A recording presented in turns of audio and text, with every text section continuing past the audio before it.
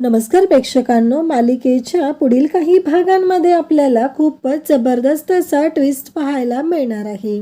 कारण सत्य आणि मंजूने आर्यनचा डाव त्याच्यावरच उलटवत त्याची जी काही वाट लावलेली आहे ती मात्र पाहण्यासारखी आहे.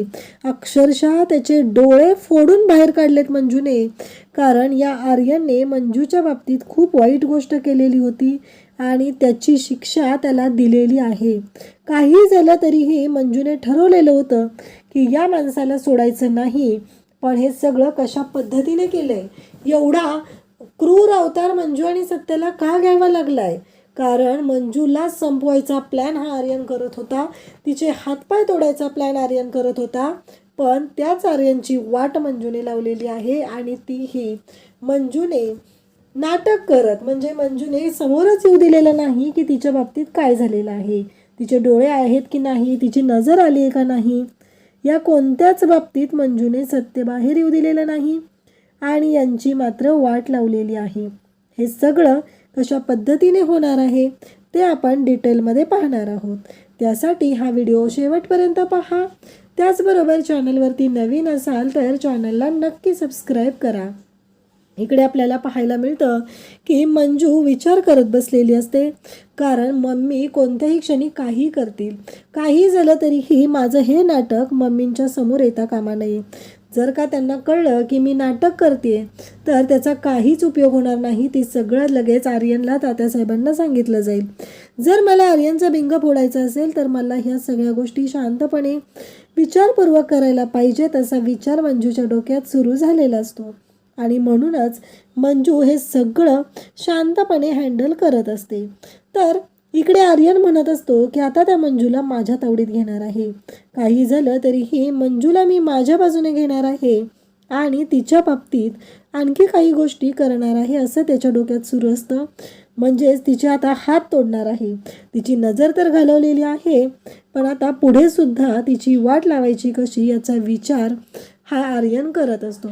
इकडे मंजू आणि सत्या बोलत असतात. सत्या म्हणत असतो की त्या आर्यनचा फोन आलेला होता आणि आर्यनला कळले की तुझी दृष्टी गेलेली आहे आणि त्याला आनंद झालेला आहे, असं सत्या आवर्जून इकडे मंजूला सांगत असतो.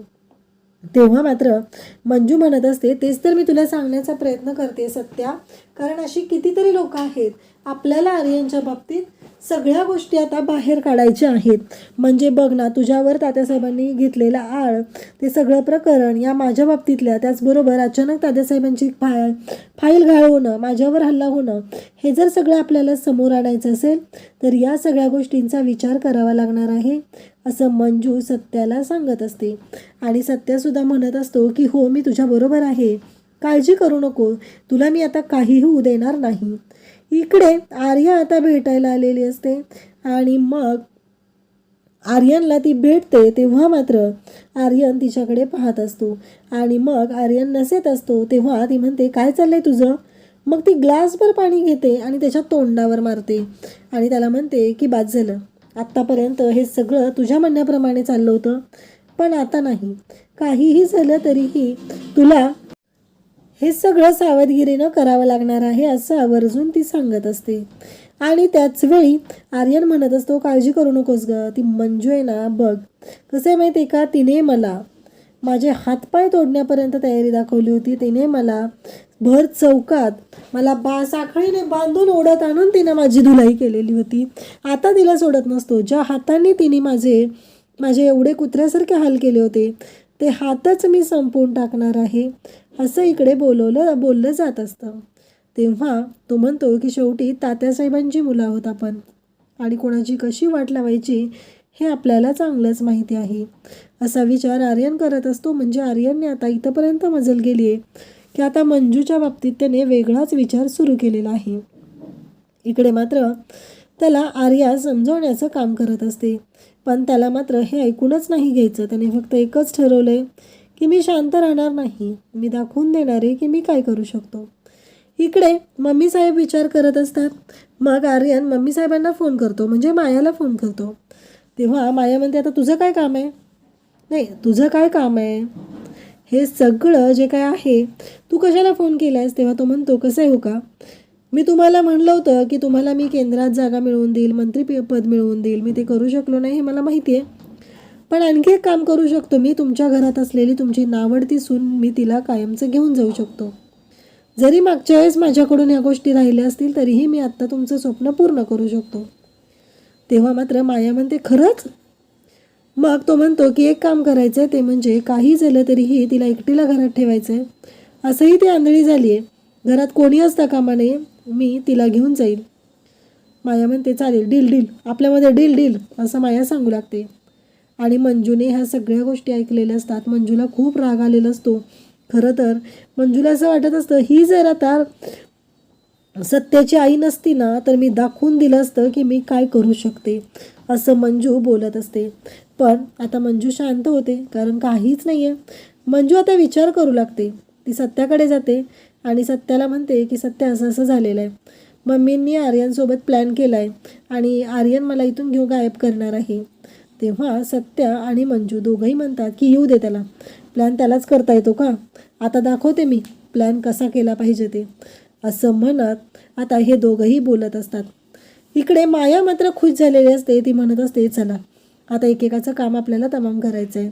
आणि नेमकं ती सपनीला म्हणते की सपनी, आता लय भारी होणार आहे बघ. अगं ही बावळटबाई आहे ना, ही जाणार आहे, म्हणजे खरंच तुला माहिती आहे ना ती कशी आहे ती, आणि ती जाणारच आहे इथून, म्हणजे काहीच उपयोग नाही बघ. आणि आपण त्यासाठी त्या आर्यनची मदत घेणार आहोत. सपनी म्हणते, मम्मी काय करायचं आहे मग सांगा बरं तुम्ही, असं सपनी विचारते. तेव्हा ती म्हणते, बघ. आणि आता दोघींनीही विचार करायला सुरुवात केलेली असते आणि उद्याचा प्लॅनिंग त्यांचा ठरलेला असतो, एकेकाला घरातनं बाहेर काढायचं. आणि आपण दोघीजणी आपल्या महिला प्रदेशाध्यक्षाची मीटिंग आहे गावातल्या महिलांची, तिथं आपल्याला जायचं आहे असं ठरलं जातं. त्यानंतर आता मम्मी आणि त्याचबरोबर सपनी यांचं बोलणं सत्याने सुद्धा ऐकलेलं असतं आणि सत्याला खरं तर खूप राग येत असतो. पण त्याच वेळेस इकडे मंजू जी आहे ती सत्याला शांत करते. ती म्हणते की हे बघ, तू शांत हो, नको विचार करूस असा, आपण त्यांचा डाव उलटवून लावायचाच आहे, असं सांगितलं जातं. मग सत्या आणि मंजू बलमा आणि त्याचबरोबर जयदाला बोलवतात आणि उद्याचा प्लॅन सांगितला जातो. दुसऱ्या दिवशी सकाळी उठल्यानंतर सत्या, बलमा आणि जयदा.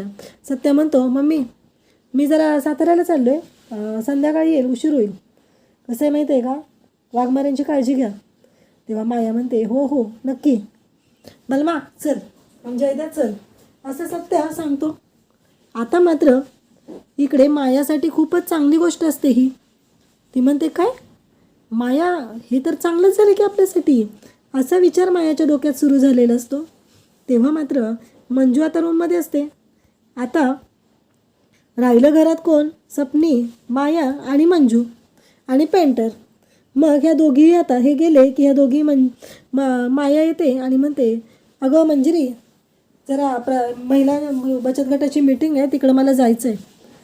नाही तू बघ बरं, सपनीला पण मी घेऊन जाते सोबत, पण पेंटर आहेत घरात, तुला काय लागलं तर.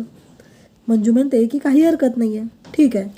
मग आता माया पण सपनाला घेते आणि तीही जायला लागते. मंजूच्या डोक्यात सगळं आलेलं असतं. मग त्या दोघी जातात.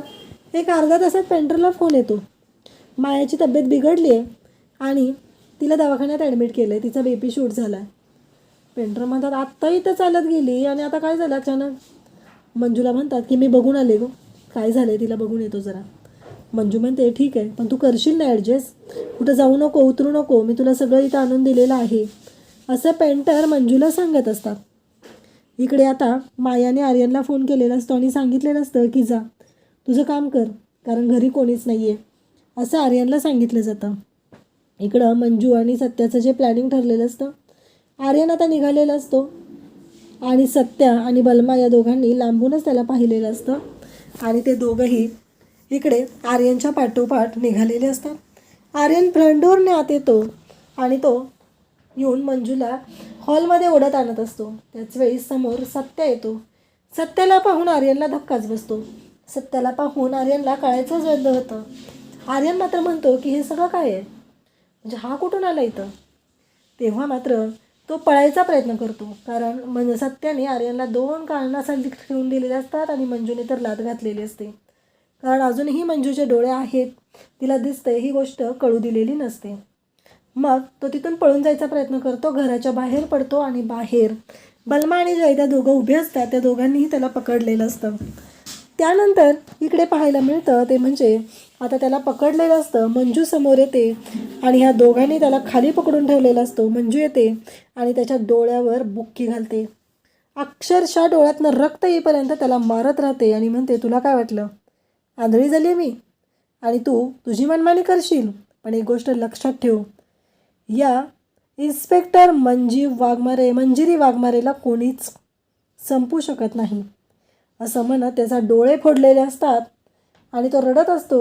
आणि इकडे जयद्या आणि बलमाला मंजू सांगते की घेऊन जायला खरा सरकारी दवाखान्यात नेऊन ॲडमिट पडू द्या, डोळे गेल्यावर काय होतं ना ते कळेल त्याला. आता मात्र बलमा, जयद्या त्याचबरोबर सत्या मंजूकडे पाहतच राहतात.